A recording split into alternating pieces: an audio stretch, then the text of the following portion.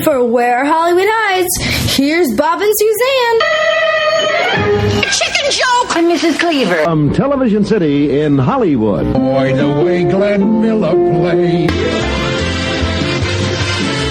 I have a feeling we're not in Kansas anymore. We're on a mission from God. Hi-oh!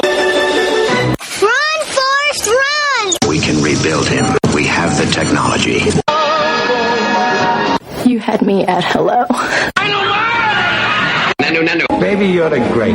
I'm not going to be ignored. Here comes the judge. Go ahead. Make my day. I got nowhere else to go! Small cowbell. That fashion. There's anything wrong with that. You can't handle the truth. I'm not an actor. I'm a movie star. That's the story of my life. No respect. I don't get no respect at all. I'm the dude. I think this is the beginning of a beautiful friendship. And now for something completely different. There's no business like show business like no business I know. Welcome to Where Hollywood Hides. My name is Bob McCullough. And my name is Suzanne Herrera McCullough. Hi, Suzanne Herrera McCullough. Bob. This is episode 65. Oh, my goodness. And today we have a pretty special person.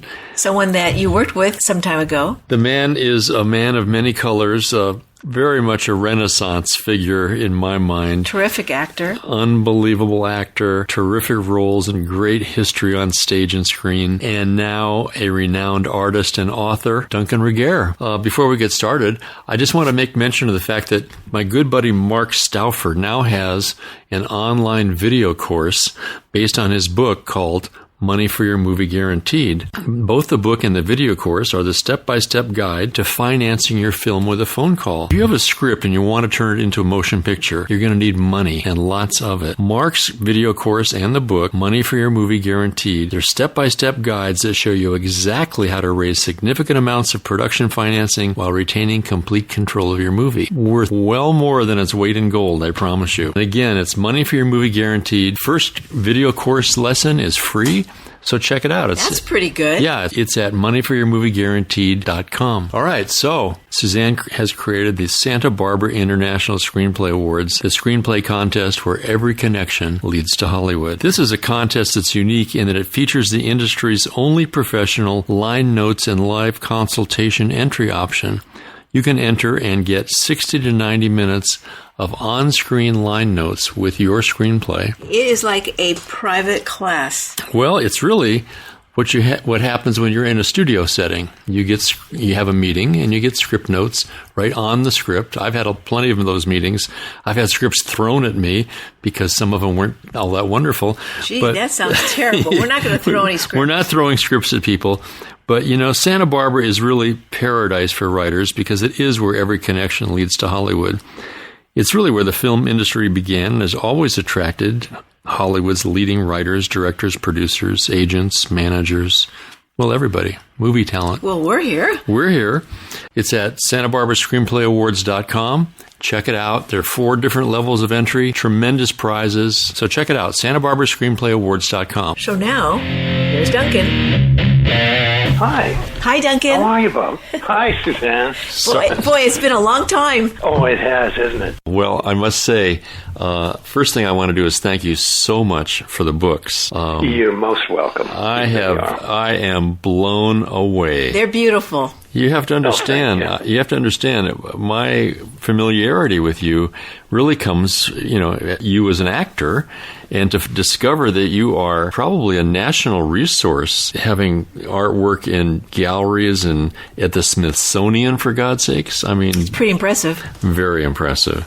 But I want to tell you that the book Presence just rocked me, and it is sitting on our coffee table now. And I want to add, before we get into all this in too much detail, I want to tell you my very favorite painting in the book. Okay. And that's Isaac with a nice Bordeaux. That blew me away.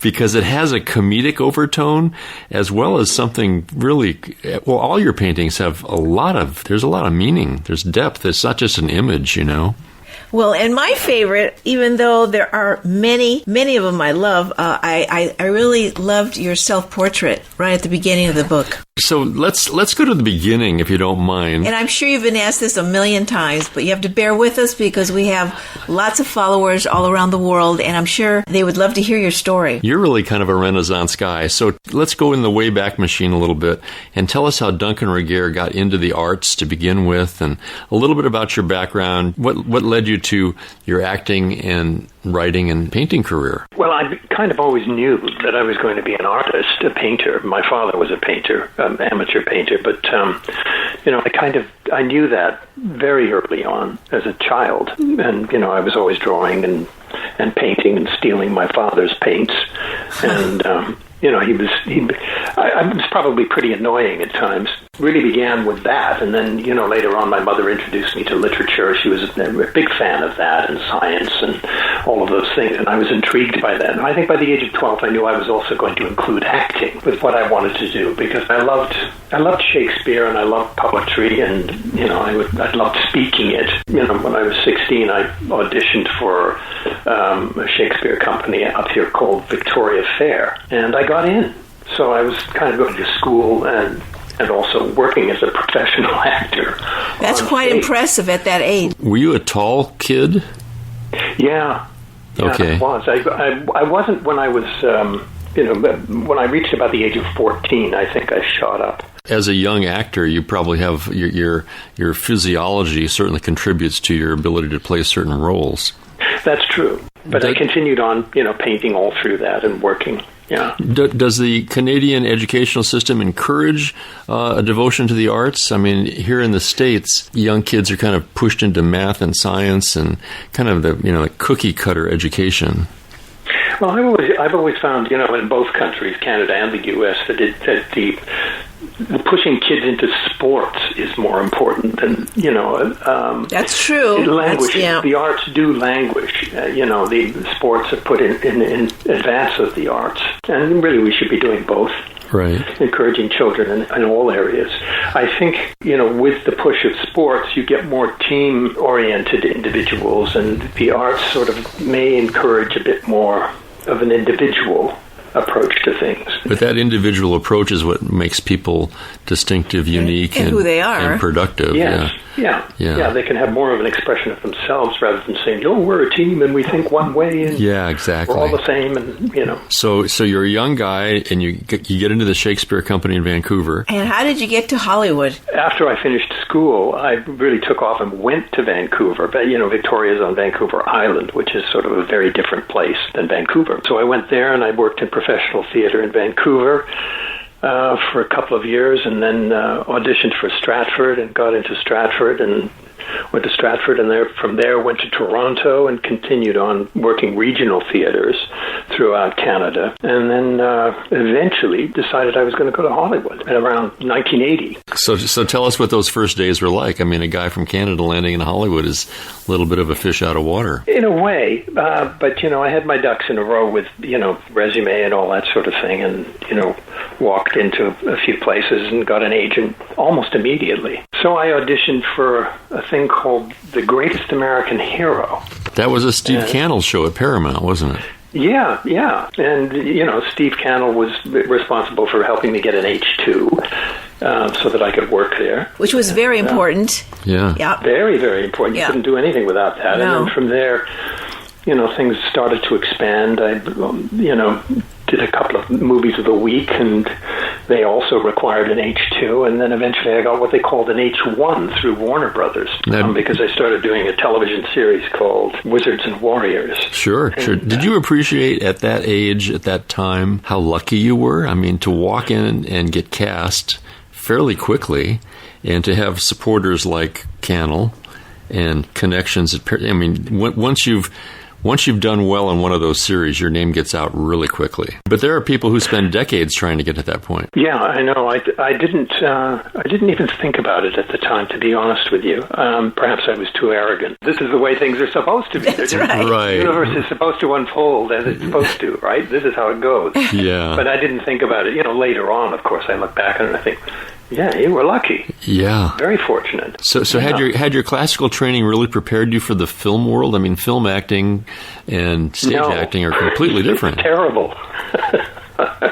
It was terrible. I didn't understand it at all. You know, the whole business of, you know, all the waiting around and that you have to do, and, you know, the camera switches from one side to another, and, you know, I didn't get, you know, close-ups, you know, on master shots, all of those things. None of it made any sense to me to begin with. I figured it out, though, obviously. Sure. After a period of time. So after a while, did you like the whole process of being in front of the camera like that, or did you ever want to go back to theater? I did go back to theater, continued on with the theater. I mean, it's a whole body of work. It's not something I ever really abandoned. It's just that a film and television career sort of swamped out the theater for a while. I guess, you know, after a while, the whole business of waiting around on a set became pretty tedious for me. Sure. You know, I had to find ways to do other things because the waiting around was just really, really tough, which I did not experience when I was doing Zorro, as you know. Well, let's talk about that. So by the time you were, I mean, my quick story about Zorro and how you got cast is something I've never experienced before. You probably, because you've done so much, you probably have no memory of it, but I was absolutely fresh to the show. Philip Taylor and I had been hired to write and produce it, and we were in a room at New World Television, and we were looking at actors. And I have to say, Bob told me at the time that they were casting for Zorro, and I grew up with Guy Williams, and I said, good luck getting somebody like him. And you did not disappoint. So we were prepared for a very long casting session because they had already shot the pilot with another actor whose name has evaporated in my memory, and they weren't very happy with it. He was a little bit off the mark, so to speak. And our very first appointment was with an actor named Duncan Regehr. And I thought, well, that's an odd name. I've never even heard of this guy. And I'd already been in the business for quite some time, so I knew everybody I thought would work. And you walked in, and we had a conversation. I don't think we read anything at all. We just talked. And when you walked out of the room, I wrote your name down on a little piece of paper, and I put it in my shirt pocket. And I looked around the room. I looked at Gary Goodman, and I think John Feldheimer was in the room at the time. Oh, right. And I said, we can stop these meetings because this is the guy. And they said, no, we have 30 appointments set up. So we saw every actor who was over 5'10". And about 4 days later, they said, well, what's your list? I pulled out your name out of my pocket. And I said, this is the guy. And they all agreed. So I felt very proud of myself for identifying the real Zorro the minute you walked in the door. And I must say, I mean, I think the world agrees, and certainly even today's enormous fan base, people are still very much hooked into the character and you as the reason for it. I was just thrilled to make that choice, and then it made it so easy to produce the show. I think you did tell me that story a long time ago. Yeah. Well, because it has never happened before or since, It was just a remarkable confluence of, excuse the expression, type. You had the right physiology and the right look, the right everything clicked. It was terrific. So tell us a little bit about when you got the call and you were hired for Zorro. What kind of decision was that for you to say? You had to relocate to Spain for the majority of 4 years. To me, it was the universe unfolding as it should. Again. The arrogance. Oh, I love that attitude. The arrogance. Yeah, exactly. I just thought I was thrilled because, there I was. I was going to go to Spain, a different culture, work with people from different places, and it was all a big adventure in that respect. Really a wonderful, wonderful experience in so many ways. I loved it. I know others weren't happy with being, sort of lifted out of their comfort zone in Los Angeles and thrust into a different country where people didn't speak English, but I loved it. Yeah, we did too. Half the crew didn't speak English, so it was. That's right. It just made it more interesting. We found ways to get around everything. We did. We're human beings. They find other ways to communicate with each other, and it all just gelled and worked after a while. Now, had you had classical stagecraft swordsmanship training prior to that? Yeah, that's interesting. I was trained by a guy named Patrick Crane originally at Stratford, who had also trained Errol Flynn, another role that I played. That kind of fencing is pretty stilted and not that interesting to do on film. But we had Peter Diamond. Right. Brilliant. I'd worked with Peter on a film previous to Zorro called The Last Days of Pompeii, and he had choreographed all the fights for that, the gladiatorial work within that movie. And I think he'd also done a film called Princess Bride. Right. Again, really brilliant sword fighting again. And so when Zorro came along, I said, this is the guy. No, he was a rock star in that genre for sure. Oh, yeah. He was the best in the world. He really was. We were so lucky to have him. And plus, he was so collaborative, with camera, and he was fun to be around, He wasn't just some stunt man. He was a lot of fun, and he was helpful to me when I directed my episodes. He basically told me where to put the camera, and I did. I shut up and did what he said. And it all worked, And how about your horsemanship, which was so critical to the show? Well, I knew how to ride, obviously, because that was part of one of the things I came to the part with, like the sword fighting. It was just something that I knew how to do. And I'd raised horses briefly in California, cutting horses.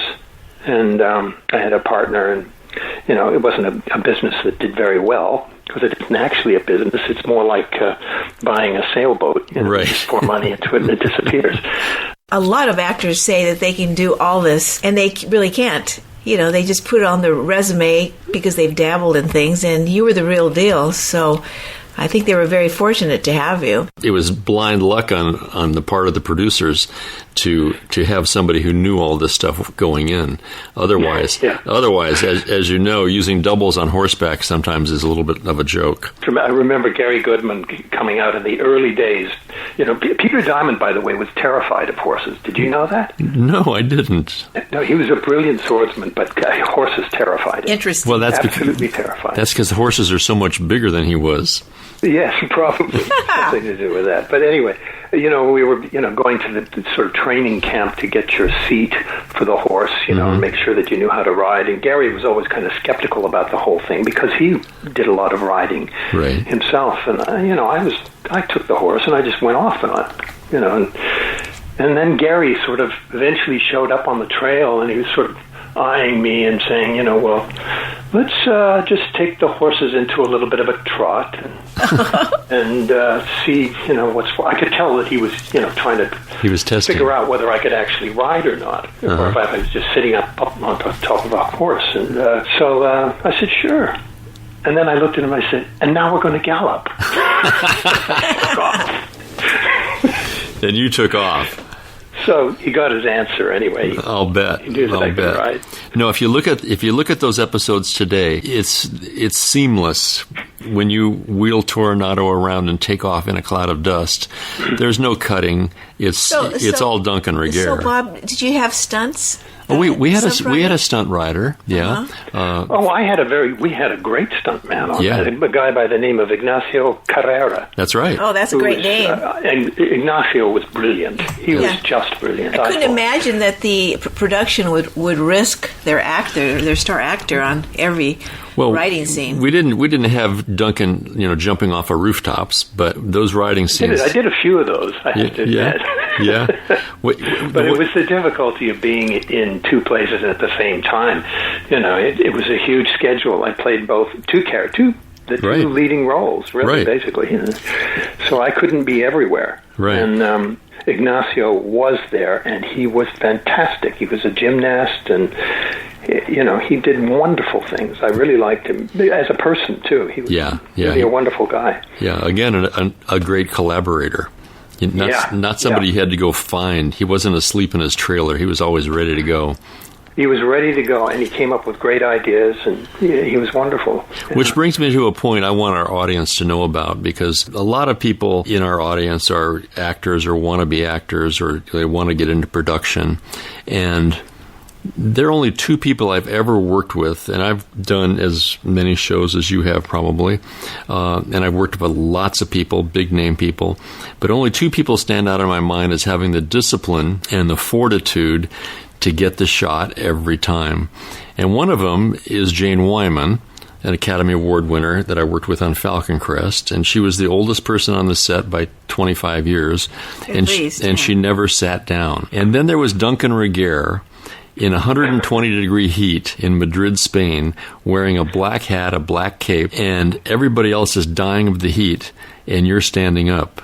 And not looking hot. And you are ready to go at all times. Nobody said, "Where's Duncan?" ever.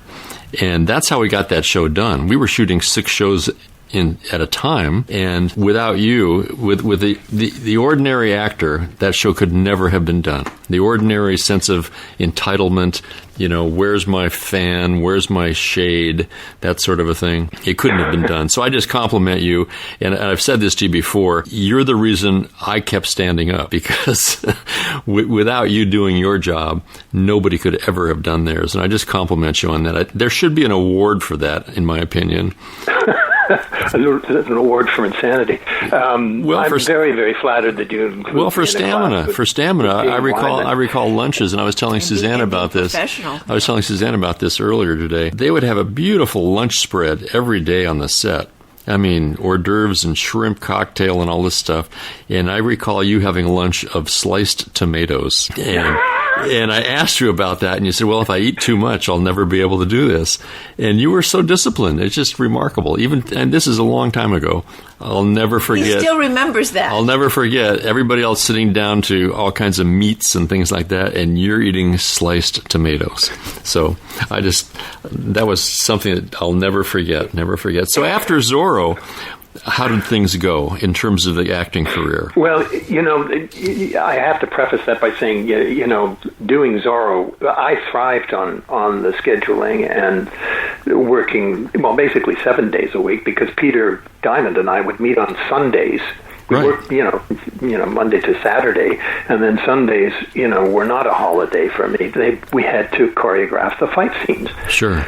And try to come up with something new all the time. So we would meet up every Sunday and, with the blades and figure something out for Monday and the rest of the week. But I thrived on that intensity, of working, from dawn until dusk every single day on that show, and just steeping myself in both characters and the speeches and all the rest of it that went along with it. And we gave you some difficult speeches. We tried to make you as erudite as possible. Well, I thought they were brilliant. Yeah. Well, I thought they were brilliant. You and Philip Taylor came up with some amazing stuff. I'm still amazed that how did you guys pull that off? Well, that's I don't know how you pulled it off. I had the advantage of a very strong work ethic and a wife who got me out of bed every morning to go do it. I also had Philip Taylor, a classically trained actor himself, and of British extraction. So he was very helpful to me in terms of vocabulary and rhythm and the kinds of things that would make sense, So no, it was I think we were all very lucky like the stars all kind of aligned, Also during that time, it was the beginning of the Gulf War, and there was so much going on in the world at that time. Yeah, Madrid was a fairly intense place. Yeah, it was intense, and the wall came down. I remember that. Right, many things going on. So when the show wrapped, that must have been. There's a letdown, isn't there? Well, there is always with, any project when it comes to an end, it's kind of bittersweet. And I felt that Zorro ended when it should have, basically. We did do 88 episodes, but we could have done 100, but that's okay. It was fine with me. I did not want to go on for years and years and years. To me, we'd done it. Right. And that was enough. Yeah, there is a kind of a bittersweet thing about it. It's over, but now we move on. And, I was back in the studio immediately working. Did you have any issues in terms of typecasting, having come off Zorro? Well, I've always had that. I was kind of, in a way, typecast as Zorro, having done, My Wicked, Wicked Ways, Errol Flynn, having done, the gladiator thing with, Lydon in the Last Days of Pompeii and various other things, So there was some typecasting there. But you went on to do Star Trek. I went on to do Star Trek in a similar, kind of vein to begin with. I think I did Next Generation with Patrick, then I went and did Deep Space Nine. Right. I think your path and mine, we barely missed each other a couple of times because in looking at your credit history, you worked on Star Trek, you worked on Robin's Hoods. Oh, yes, Linda Pearl. Yeah. These are shows that I produced at one time or another. But yes. But as you know, the producers and writers they come and go. They're disposable, right? But Robin Hood's was done up in Vancouver. That's right. Yeah. So that must have been fun Linda, for you. I think, was heavily pregnant at the time she was doing it. Yeah. She's terrific. We've had her on the podcast here. She's one of my favorite actresses for sure. Oh yeah, mine too. So you worked steadily from the time after Zorro for the next 15 years? It feels like pretty much. But after Zorro, I was really fulfilled very much by that role and the intensity of the role. And always wanted to get that back again somehow, and never did.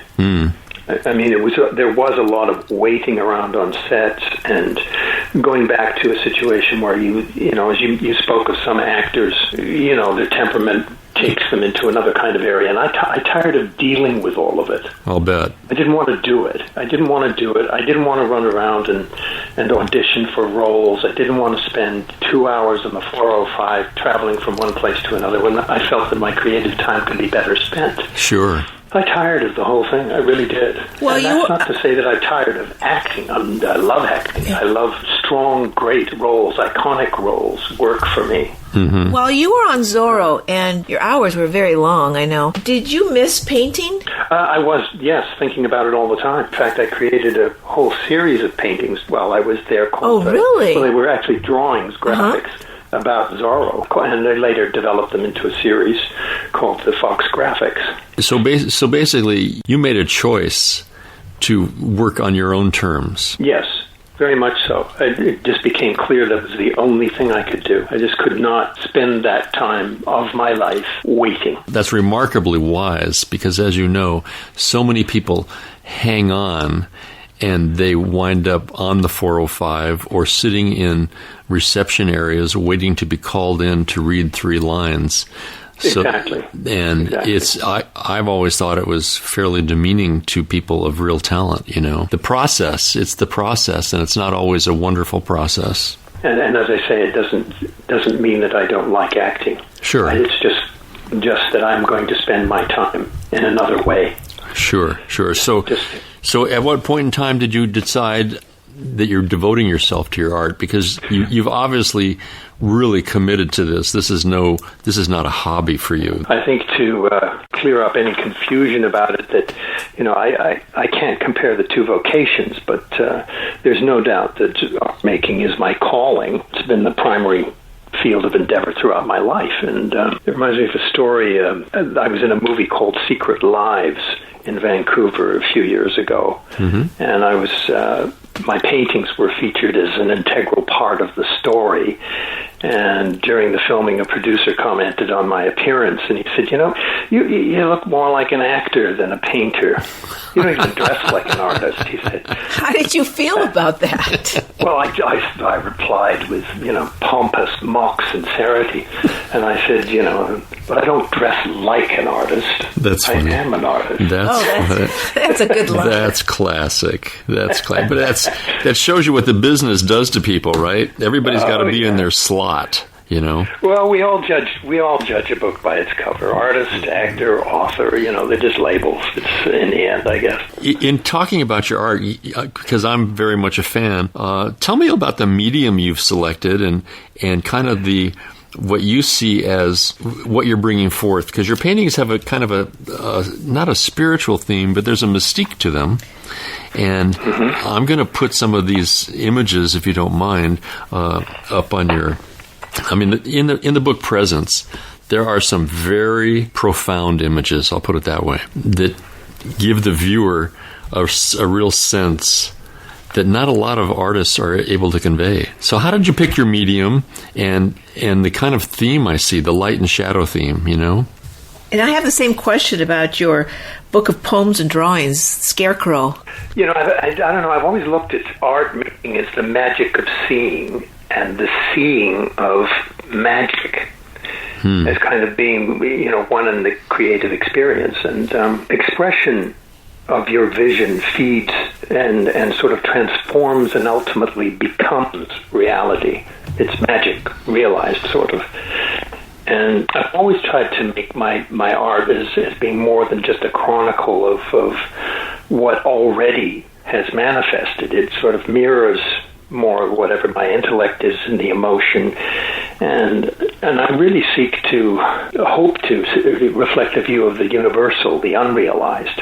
And I think the vision of the mind's eye holds the key to truth, and whether I'm using paint or film or words or whatever, it is with that kind of sight that I try to interpret and unveil and with all humility and arrogance try to express truth. I refer to it as the Prometheus rhythm because I think there's a lot of fire, a lot of passion, and the harmonious forging of an idea and emotion is an instinctive balance. Art making, to me, is exploration. It's an exploration of mystery. I have no idea what's going on. I've often said the brushes and the pencils are a bit like dowsing wands or lightning rods divining the unknown. And certainly the Scarecrow was an image that appealed to me greatly at one time. In fact, I even thought I was a scarecrow. That sort of helped, create the imagery. Yeah. And it brings up something else. You're a kind of a right brain, left brain guy because your poetry in these books is as meaningful and deep to me as the illustrations and the paintings. Tell us. That's the thing. Sorry, go ahead. So tell us a little bit about your writing, because you've done a lot of writing. Well, it's the same thing to me. It comes from the same sort of strange void, if you will. Stuff emerges from there. But as you say, it requires a different side of the brain to make it manifest in any coherent way. It's just something that has been there all my life. I was writing poetry before I even knew what poetry was. So basically, you're just a gifted individual. Don't be jealous, Bob. Don't be jealous. Don't be jealous. I am. No, it was a freedom. I think it's in every child. It can be there. It's just, whether it's, you're allowed to develop this stuff or not. We channel our children into things that, maybe aren't best suited for them. Well, Duncan, I know you're a busy guy, and I don't want to take up all your time, but tell us what your next plans are. I know you have a big showing, I believe, coming in October.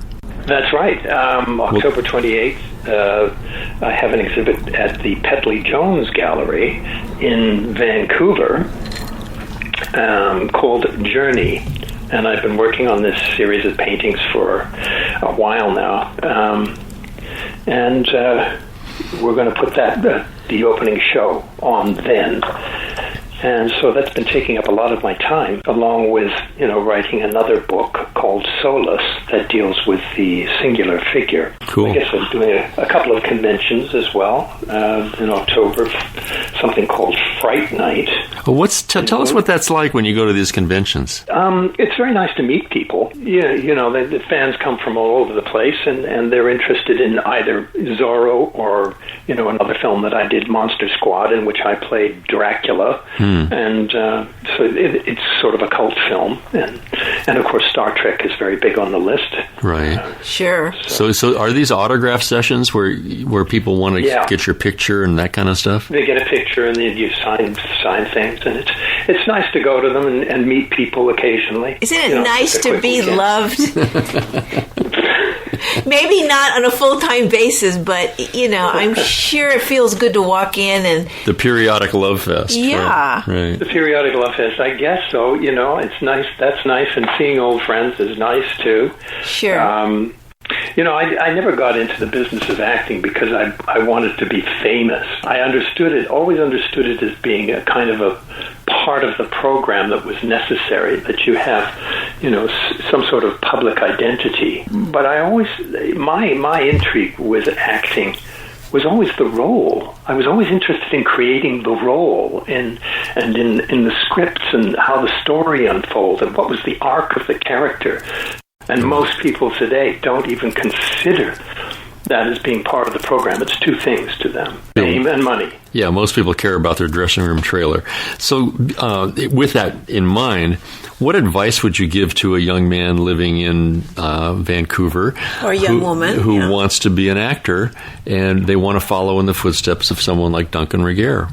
What would you say to that young man or woman? Yeah, if you are interested in fame and glory and a lot of money, go to Hollywood, absolutely. And if you are interested in developing roles, go to Hollywood as well. Okay. It's the only place you can really go, other than New York, if you want to go into the theater. But don't lose sight. If you have something inside you that says that you want to create, stick with that. Hang on to that. That's what you need to stay true to. Because the money and the fame, as we, they're fleeting. They can come and they can go, and they will not keep you happy. That's for sure. They might keep you safe for a while. Yeah. You know, or give you an illusion of some kind of security. But, stick to your truth. We need more of that. I love the way television has gone. I mean, there's so many really wonderful, wonderful television series on and Netflix films and things like that around. Yeah, it's just brilliant the way it's come about. Yeah, the world of content has just expanded exponentially. Yeah. For sure. So if people are interested in knowing more about Duncan Regehr and particularly your artwork, I presume that your paintings and your sculptures and your books are all available online somehow? Well, sure. You can go to DuncanRegehrArtworks.com or DuncanRegehr.com. And there's administrative staff that'll answer questions, or, if there's anything they want to know. The books are available through both of those, or else Petley Jones Gallery, which is my gallery. Wonderful. In Vancouver. I have one last question for you. Do you have a favorite episode in Zorro that you did and you said this was great? Well, I loved it. Of course, I loved the whole process. I really did. It was wonderful. I'm fond of the master and pupil stuff because of Peter Diamond. And I was so fond of him. Yes. But I'd have to say that was what was perhaps close to my heart. Master and pupil. I'm going to go watch it again. Well, listen, Duncan, this has been fantastic. It was a pleasure, Duncan. We wish you nothing but safety in this revitalized COVID trend, whatever we're in now. I send you all my love and good wishes, and hopefully we'll get together in the near future. I hope so. Thanks again. Thank you, Duncan. Talking. All right. It's a pleasure. Thank you both. All right, bye-bye. Well, he is still my favorite Zorro. He was fabulous. What an incredible guy, a real Renaissance man. Be sure to go to his website at DuncanRegehr.com. Check out his incredible artwork, and his poetry is something else. And while you're at it, don't forget to go to SantaBarbaraScreenplayAwards.com. We'll see you at the movies.